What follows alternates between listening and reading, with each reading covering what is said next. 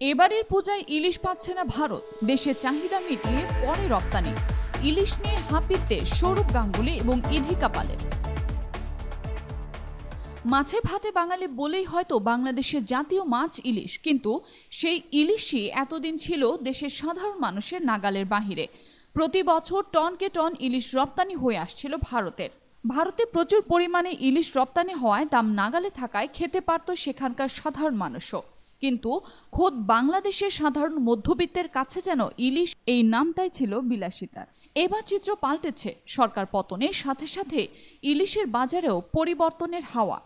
দুর্গাপূজার সময় এলে দেশের মানুষকে বঞ্চিত করে হাজার হাজার টন ইলিশ ভারতে পাঠাতো তৎকালীন আওয়ামী লীগ সরকার। তবে অন্তর্বর্তী সরকার দায়িত্ব নেওয়ার পর সচিবালয়ে নিজ দপ্তরে যোগ দিয়ে মৎস্য এবং প্রাণী সম্পদ উপদেষ্টা ফরিদা আক্তার সাংবাদিকদের বলেছেন, দেশবাসী ইলিশ খেতে পারবে না আর বিদেশে রপ্তানি হবে, এটা হতে পারে না।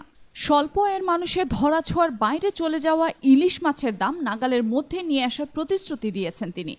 ইলিশ রপ্তানি বন্ধ করা হবে কিনা এমন প্রশ্নের জবাবে তিনি বলেন, দেশের মানুষ যাতে ইলিশ মাছ পায় এবং দামে কম, সেই উদ্যোগ নেওয়া হবে।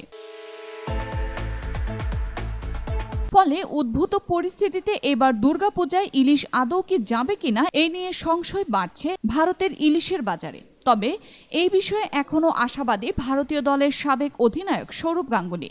বাংলাদেশের ইলিশ ঘিরে অনিশ্চয়তা নিয়ে সৌরভকে প্রশ্ন করা হলে তিনি বলেন, আশা করা যায় খুব দ্রুতই বাংলাদেশের সমস্যার সমাধান হয়ে যাবে। আশা করছি খুব দ্রুত বাংলার মানুষ আবারও পদ্মার ইলিশ খাবেন। এদিকে ইলিশ নিয়ে প্রিয়তমা খ্যাত নায়িকা ইধিকা পাল বলেন, ইলিশ খেতে আমার খুব ভালো লাগে। যখন বাংলাদেশে গিয়েছিলাম প্রিয়তমা সিনেমার কাজ করতে, তখন প্রচুর ইলিশ খেয়েছি।